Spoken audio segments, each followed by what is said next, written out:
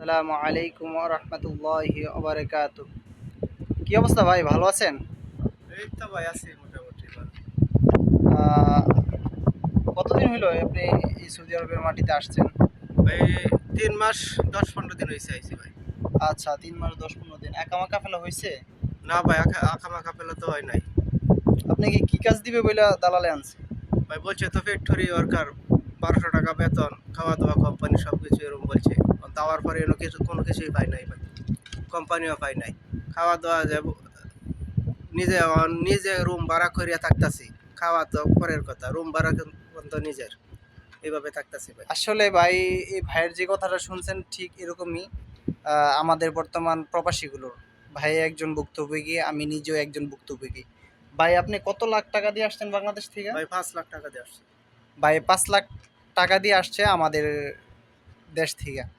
এখন 3 মাসের মধ্যে কাজকর্ম পাইছিলেন? না ভাই পাই নাই। 3 মাসের মধ্যে কোনো কাজকর্ম পায় নাই। আমার দালাল সেম একই করছে আমাকে। বাংলাদেশ থেকে আমি আসছি, 4,80,000 টাকা দিছি।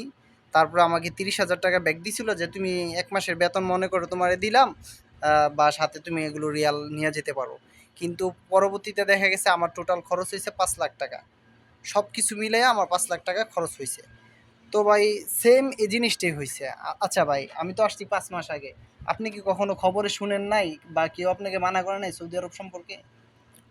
মানা করছে ভাই, তবে এরপরে ওই যাই গিয়া দেখি কি হয়, চিন্তা করে আইলাম। আয়া তো ভাই যে আগে যারা বলছিল এরার কথাই ঠিক আছে ভাই। সেম যে ভাই, আমি মূলত আপনাদেরকে ভিডিওটা এই কারণেই করতেছি। ভাই আগে বলছিল, কেউ বলছিল যে তোমরা সৌদি আরব আইসো না।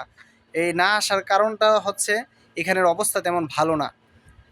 আসলে আমরা এই প্রবাসীগুলো যখন ভিডিও কইরা, যে কোনো প্রবাসী যেভাবে এই ভিডিও কইরা সোশ্যাল মিডিয়াতে ছাড়তেছি, যেন আরেকটা প্রবাসী ভাই ভালো থাকে, দেশি ভাই আরেকটা ভালো থাকে, যেন সৌদি আরবের প্রবাসী না হয়। এই কারণে যেন তারা আসলে তাদের পিছনে শুধু সে একা ক্ষতিগ্রস্ত হইতেছে না, তার ফ্যামিলি, তার পরিবার, তার আশেপাশের সকল মানুষ ক্ষতিগ্রস্ত হইতেছে যারা টাকা পয়সা লেনদেন করতেছে। একটা মানুষ কিন্তু সম্পূর্ণ নিজের ক্যাশ টাকা দিয়ে বিদেশে আসতে পারে না। তারা মূলত রেন করে, হাওলাত করে, বরাত করে পরে বিদেশে আসতেছে। তো ভাই আমার কথাটা হচ্ছে, মানুষগুলো আসার পরে অনেক কষ্টে আছে সবাই।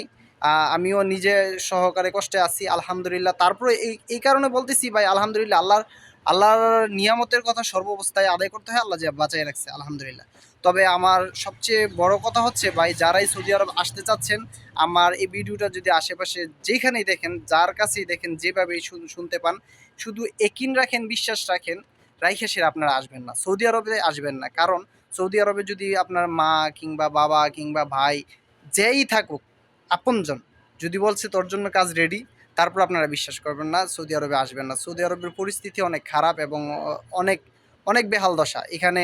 আঁকামাকা ফেলা কইরা যে একটা চক্র, আমাদের বাংলাদেশে একটা চক্র আছে, যে চক্রগুলোকে বলা হয় এজেন্সি।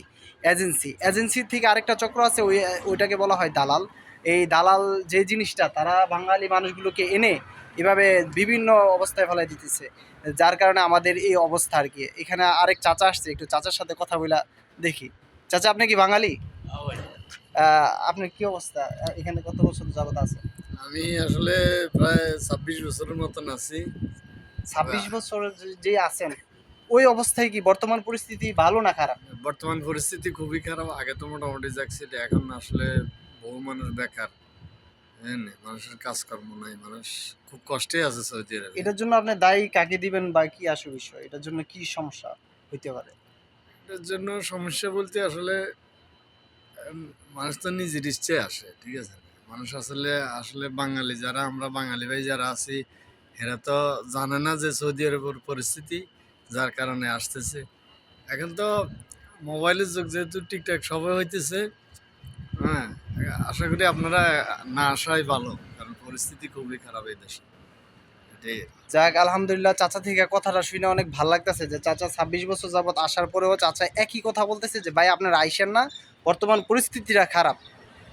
আপনারা যারাই আসতেছেন শুনেন, আমরা বৈধভাবে যারা আসি তাদের একটা সুবিধা কি জানেন? তাদের জন্য একটা অ্যাকাউন্ট খুলে, একটা অ্যাকাউন্ট খোলার পরে তারপর টাকাটা আপনি সরকারিভাবে টাকাটা দেশের মধ্যে পাঠাতে পারতেছেন, রেমিটেন্স আসতেছে যাইতেছে।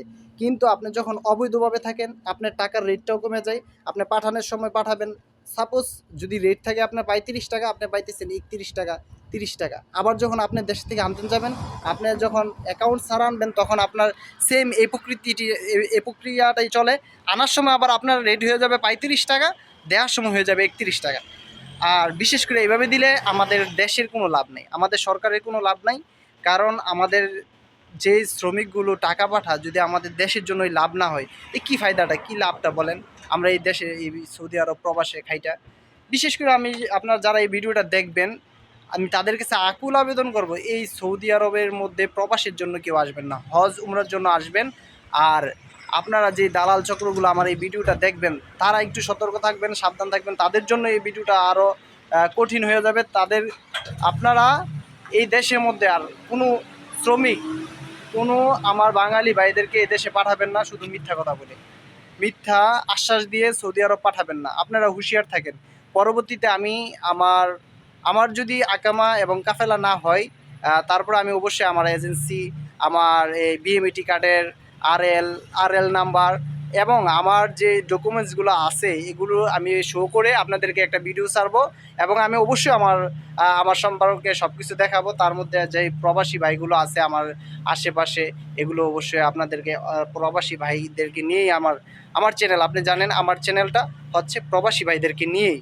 তো আমি অবশ্যই তাদেরকে নিয়ে ভিডিও বানাবো, ভিডিও ছাড়বো। আপনারা যে যেখান থেকে দেখেন আমার ভিডিওটা শেয়ার করে দিবেন, লাইক করে দিবেন, যেন আরেকটা মানুষ, আরেকটা ফ্যামিলির দুঃখ না হয়, কষ্ট না হয়। ঠিক আছে, সবাই ভালো থাকবেন, সুস্থ থাকবেন। আসসালামু আলাইকুম ওয়া রাহমাতুল্লাহি ওয়া বারাকাতুহু।